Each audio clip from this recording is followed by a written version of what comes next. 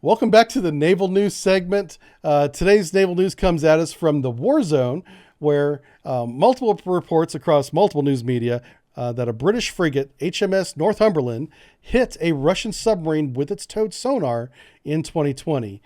This piece written by Joseph Therethik, writing for the WarZone. Let's see what Joseph says here.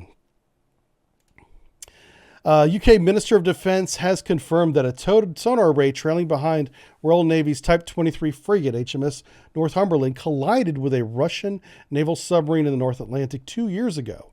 Both vessels were reportedly damaged by the incident, which appears to be the first of its kind, at least that we know about since the end of the Cold War. The 2020 collision was the first revealed in a recent television episode, Warship Life at Sea, which is now in its third season on Channel 5. Must be a BBC thing. In the UK. Okay. So, yeah, I've not seen this episode. I have seen these little promotional clips. These don't really go into detail about the event very much. The show is not readily available to viewers outside the United Kingdom, which is why I haven't seen it. The television footage captures the moment on board the HMS Northumberland sounded the alarm, shouting, "What the hell was that? What the F have I just hit?" as the boat crashes into the towed sonar array. So now the towed sonar array is behind the frigate, right?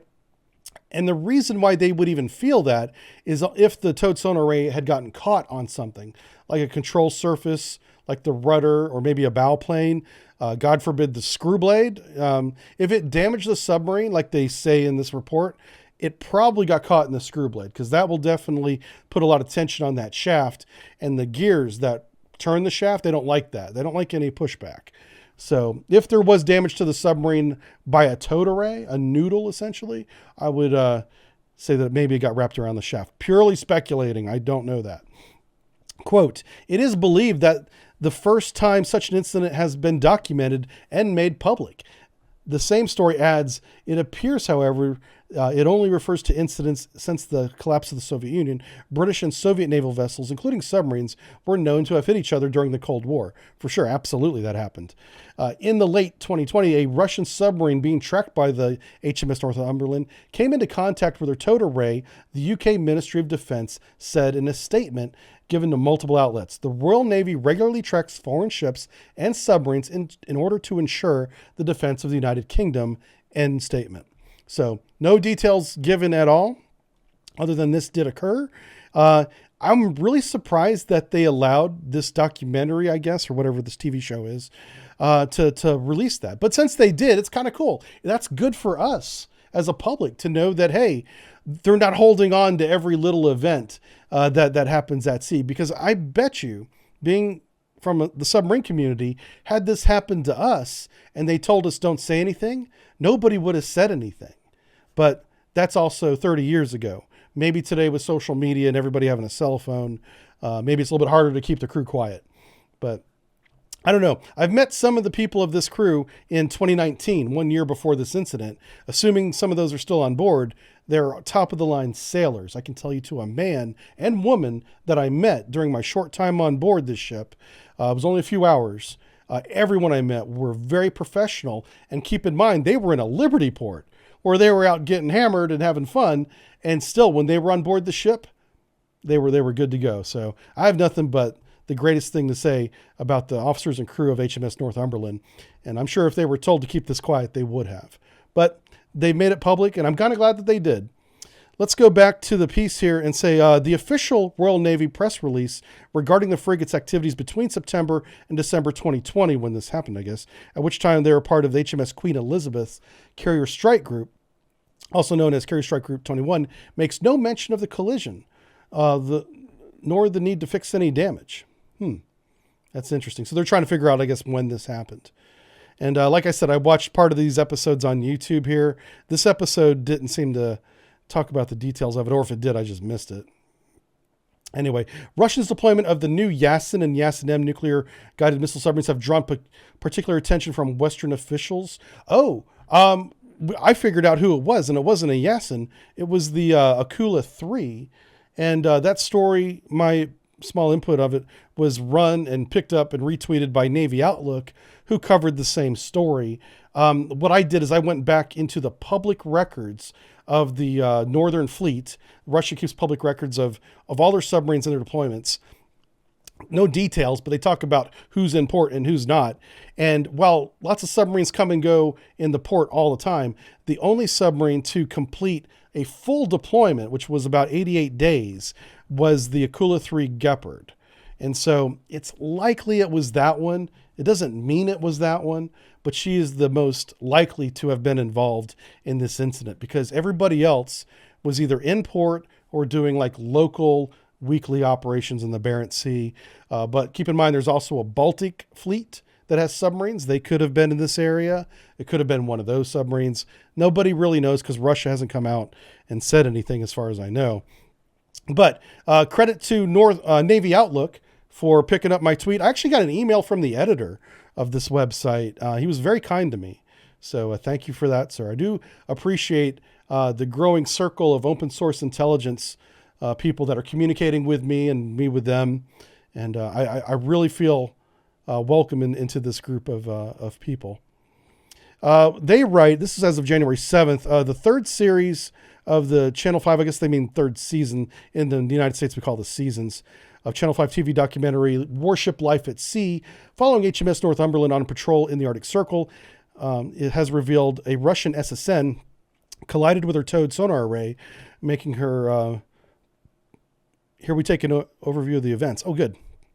Okay, after briefly participating in a Group X with Carrier Strike Group in October 2020, so we know this was in October, off the east coast of Scotland, Northumberland was tasked to head north. Intelligence had been received that Russian submarines were heading out into the North Atlantic, okay, which is normal, from their bases.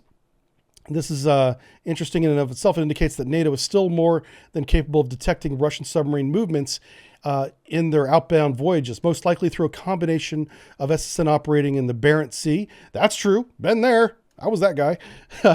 Underwater acoustic sensor arrays, SOSUS, to an extent, yeah. Maritime patrol, that's a big part of it.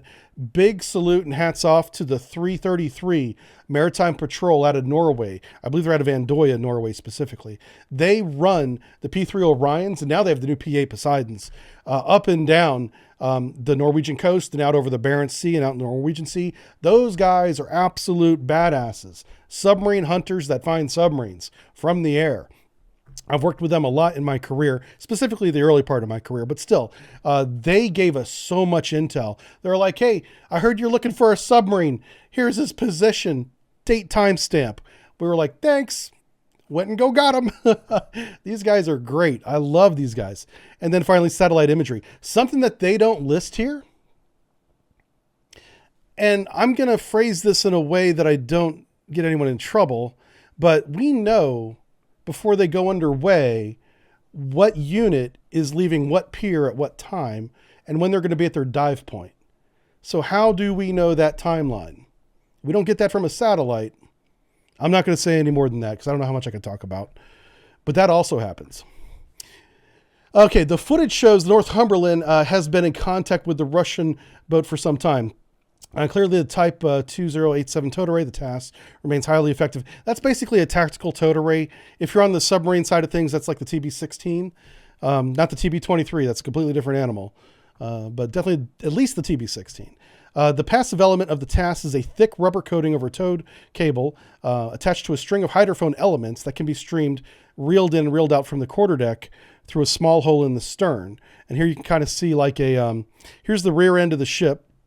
There's two sonar arrays here. We have low frequency active sonar, which is this yellow thing here that has like a little football shaped, rugby ball shaped projector on the nose of it. And that's towed behind the ship too. Ping sonar all over the place. This is very capable. You want to stay the hell away from this thing if you're a submarine. But we also have this towed cable, this long, thin black thing right here. That's what they say got snagged on the enemy submarine. So this is very cool that Navy Outlook has these details. This is great. Maybe they watched the show. I don't know. I didn't see it. The Northumberland appears to have been only using its passive sonar at the time. This may indicate that it was an older boat, and as the latest Russian submarine is much quieter and harder to detect. Again, confirming what I said about it was the Akula, not the Yasin. I have to caveat that as I'm not sure, but that's our top candidate. Okay, the commanding officer decided to close range to a few thousand yards to ensure that the submarine becomes aware that she's being detected. That's an interesting decision to make. Okay, as a submarine, we would never do that. The Type 23 are designed to be quiet and hard for submarines to detect while running electric motors, and power is provided to a diesel engine sited well above the waterline. Deliberately letting the submarine know that it has been detected is a way of signaling the hunter's opportunity and indicating that in a shooting war, they would likely have been sunk some time ago. Okay, so they're intentionally closing range on this submarine so that they can let the submarine know, hey, you've been detected, and it goes away. They could do that with active sonar. They could put a directional pulse without endangering your own ship. You know, you could just send active sonar at it. Anyway, he chose to get closer to it. To this obvious surprise of everyone in the ops room, followed by the some nautical language, the submarine then manages to collide with the towed array, and it's unclear whether it was deliberate act or response to embarrassment of being detected. Okay. I doubt that that's the case, but you never know. People's emotions run high in these situations. And I'm not in the mind of the Russian captain, so who knows what he's thinking. He probably thinks he's being sneaky breaky, right? And then he realized, oh, he's cheeky. There would be a modest risk of the submarine of wrapping the cable around its propellers, which if it damaged the submarine, that's what happened, probably. Although likely to stop the boat and or impair its control, snag the cable. So it looks like they did lose part of the towed array. Huh. Oh, here we go. It impacted. There was a loud sound in the ops room, but it was not severed. They think it was not severed. Okay, very cool. And then it goes into the history of operations of the Royal Navy's no stranger to the Barents Sea. They always keep a ship up there, at least during the Cold War they did, and into the 90s. I've been up there a few times myself, and there are other vessels up there that are not Russian. So, yeah.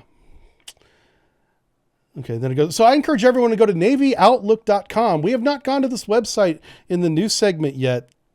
But if anyone has any more details, definitely put them in the chat. Because has anyone here seen this episode and knows what happened? Because it's really vague on the details. He gets within a few thousand meters of a submarine, and then the submarine passes behind the ship and clips the towed array. That's all we know. So what else do you guys think? Has anyone seen it? Does the military need SOSUS back? I think SOSUS is still around. I think. You saw the small clip, get a VPN. Oh, stop it. I can't say that. I understand what you're saying, sir.